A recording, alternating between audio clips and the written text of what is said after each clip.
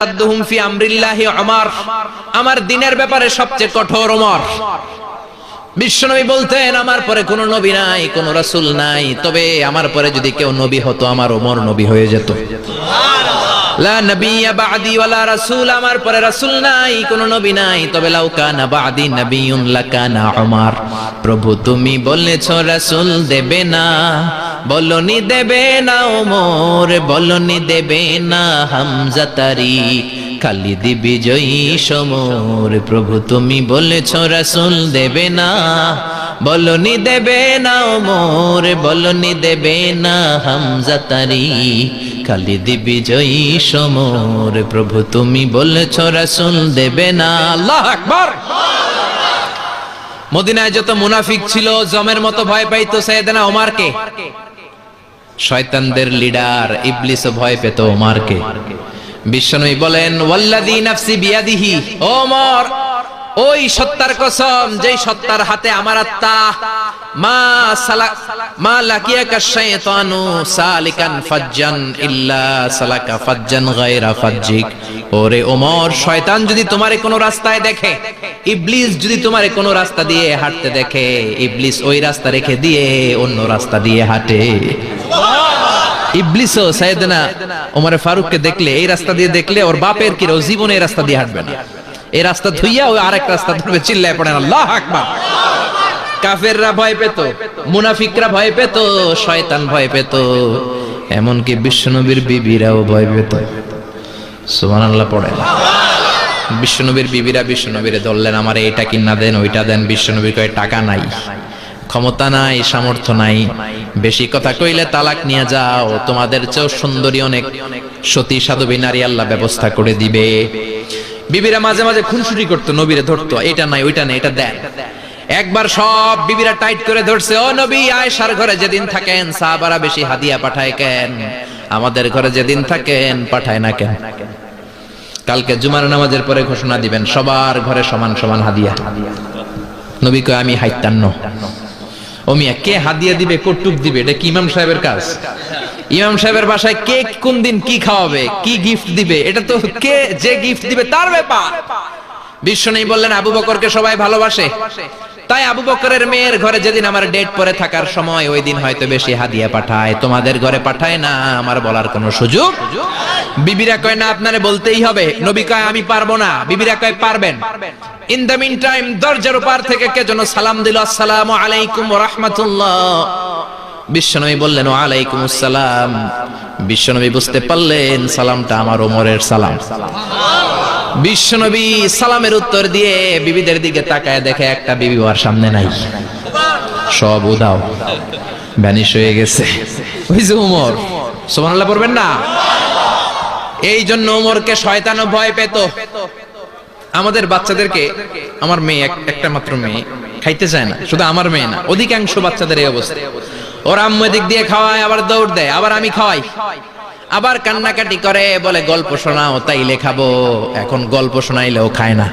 বর্তমান সময়ের ছেলে মেয়েগুলো এরকম, এত জ্বালাতন করে, খেতে চায় না তো বলতে হয় বাঘ আসবে, বাঘ, সিংহ আসবে, সিংহ, সিংহ মামা আসবে, ঘুমাও ঘুমাও, এগুলো আমরা বলি না? বড় দোষী তো আপনারা কি বলেন? বাচ্চা যদি না ঘুমায়, না খাইতে চায়, এগুলাই তো বলে। বাঘ আসবে, বিড়াল আসবে। মদিনাতে ওমরে ফারুক যখন খলিফা, মদিনার কোন বাচ্চারা যদি না খেতে চাইতো, না ঘুমাইতে চাইতো, মদিনার মায়েরা বলতো তাড়াতাড়ি ঘুমাও, ওই যে ওমর আসতেছে, ওমর। আল্লাহু আকবার। কি শাসক ছিলেন সাইয়েদনা ওমর! সবাই সমান, উনার বিধান, উনার রীতি সবার জন্য সমান। মদ খাওয়ার অপরাধে নিজের কলিজার টুকরা ছেলে আবু শাহমাকে 80টা বেত মেরেছে। হাদিসটা দাঈফ, তবে শিক্ষা আছে আমাদের জন্য। 80টা বেত মেরেছে। এক রাওয়ায়াতে পাওয়া যায় বেত মেরে ছেলেটাকে আহত করে ফেলেছে, আর এক রাওয়ায়াতে পাওয়া যায় পিটাতে পিটাতে ছেলেটাকে দুনিয়া থেকে শেষ করে ফেলেছে। ছেলের মুখে গন্ধ পেয়েছে। আর শরীফতা খামরান, কিরে মদ খাইছস? কয় না বাবা, শরীফতু নাবিজ, আমি নাবিজ খেয়েছি। নাবিজ খাওয়া যায়। নাবিজ হচ্ছে রাতের বেলা আরবরা দুধের মধ্যে শক্ত খুরমা ছেড়ে দেয়। 1 কেজি দুধের মধ্যে 10টা শক্ত খুরমা ছেড়ে দিলে সকালবেলা দুধের কালারটা সাদা থাকে না, শক্ত খুরমার রস টেনে ওটা লাল হয়ে যায়, খেতে বড় মজা। এটাকে বলে নাবিজ। কিন্তু সকালেই খেতে হবে। ওইটারে যদি 3 দিন জমায় রাখেন, 4 দিন জমায় রাখেন, ওইটাও গাঞ্জা হয়ে যাবে, ওইটাও তারি হয়ে যায়, মদ হয়ে যায়। সাইয়েদনা ওমরের ছেলে এই কাজ করেছেন, একটু তারির স্বাদ নেয়ার জন্য 4 দিন রেখে দিয়েছে। সাইয়েদনা ওমর বললেন, কি খাইছস? কয় মদ খাই নাই। নাবিজ খাইছস? এদিকে আয়। ইফতাহ ফামাক, মুখ খোল। হা করার পরে মুখের সামনে নাক নিয়ে গন্ধ দেখে, মদের গন্ধ, কলারটা ধরে মসজিদে নববীতে নিয়েছেন। ইন দা মিন টাইম মসজিদে নববীতে জোহরের নামাজ হয়। নিজের ছেলেকে মসজিদে নববীর উস্তুয়ানা বলে, উস্তুয়ানাতু মসজিদে নববী, মসজিদে নববীর পিলারে বেঁধেছেন। যেহেতু উনি খলিফা, মসজিদে নববীর ইমাম, জোহরের নামাজের ইমামতি করলেন। সালাম ফিরালেন, আসসালামু আলাইকুম ওয়া রাহমাতুল্লাহ, আসসালামু আলাইকুম ওয়া রাহমাতুল্লাহ। সালামের পর বললেন, মাকানাকুম ইনদানা হাদ, সুন্নতের পর বসে যাবেন, আমাদের একটা হদ আছে। আল্লাহর দেয়া যে বিধান, বিচার, এটাকে আরবিতে বলে হাদ, প্লুরাল হচ্ছে হুদুদ। আমাদের হুদুদ আছে, মানে গুরুদণ্ড আছে, বসবেন। হাজার হাজার মানুষ সবাই ওযু করে যখন ঢুকতেছিল, দেখে আবু শামা পিলারে বাঁধা। সবাই তো আশ্চর্য, কি আজীব তামাশা, প্রেসিডেন্টের পোলা বাঁধা। নামাজের পরে বাইরে আসার পরে হাজার হাজার মানুষ তাকিয়ে আছে।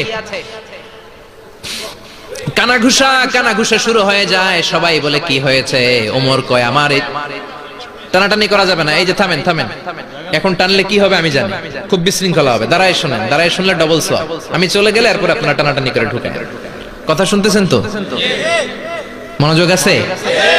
লোকদের মধ্যে কানাঘুষা। প্রেসিডেন্টের ছেলে, কেউ কয় ওমর মনে হয় মারবে না, যেহেতু নিজের ছেলে তো একটু ধমকি টমকি দিয়ে ছেড়ে দিবে। কেউ কেউ বলে, না ওমর তো এত সহজ মানুষ না, মদের বিচার তো 80টা বেদ, মনে হয় 40টা মারবে। কেউ কয় না, 80টাই মারবে। ওমর চেয়ারে বসে জল্লাদরে ডাকলেন, বললেন, ইবদা বিসমিল্লাহ, নে চাবুক শুরু কর। বাইতুল মাল থেকে শক্ত সাইজের একটা চাবুক আনবি। জল্লাদ চাবুক এনে দাঁড়ালেন। ওমর বললেন, ইবদা বিসমিল্লাহ, শুরু কর। জল্লাদ মারতে শুরু করেছে। ওয়াহিদ, ইতনাইন, তালাতা, 3টা মারার পরে এক থাপ্পড় মেরে জল্লাদকে 3 হাত দূরে ফেলে দিলেন। ধমক দিয়ে বললেন, তুই চাবুক মারস নাকি চাকরি বাসাস? আসলে জল্লাদ কিন্তু আস্তে মারে নাই, দেহের যত জোর ছিল জোর দিয়ে মেরেছে, কিন্তু ওমরের পছন্দ হয় নাই। ওমর বলে, আইন্দাকা তালাতা আইন্দে ওয়াহিদ, তোর হিসাবে চাবুক মারা হয়েছে 3টা, আমি ওমরের হিসাবে মায়ের হয়েছে 1টা। চাবুক আমার হাতে দে, আমি 2 নাম্বার থেকে শুরু করি।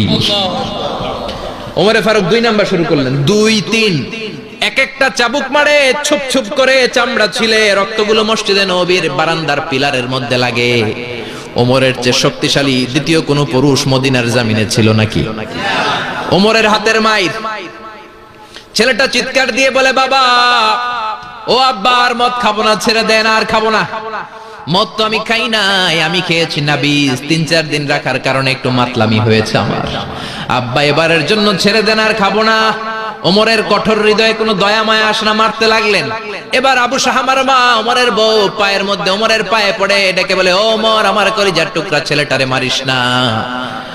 30টা বাড়ি মারা হয়েছে, আর বাকি 50টা বাড়ির জন্য এক একটা চাবুকের বিনিময়ে আমি এক একটা ওট আল্লাহর রাস্তায় সদকা করব রে ওমর।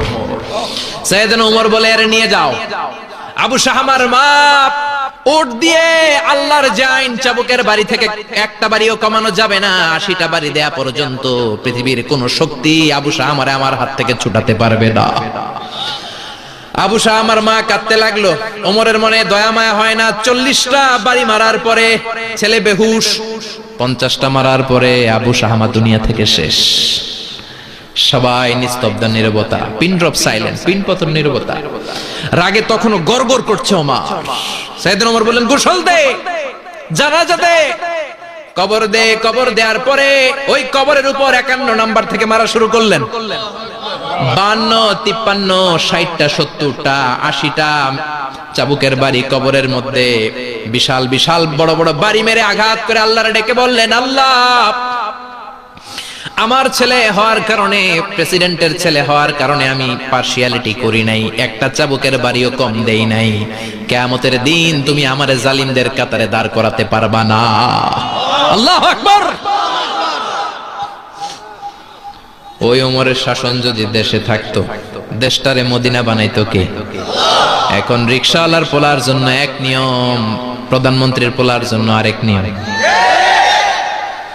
কুলিওয়ালা ঠেলাওয়ালার জন্য এক নিয়ম, প্রেসিডেন্টের মেয়ের জন্য আরেক নিয়ম। জোরে বলেন ঠিক কিনা? সবার জন্য যদি এক নিয়ম হতো, চুরি করলে যদি হাত কাটা হতো, জিনা করলে যদি পাথর মেরে গর্দানটা উড়িয়ে দেয়া যেত, বাংলার জমিনে আর কোনো চোর আর জিনাখোর পাওয়া যেত না।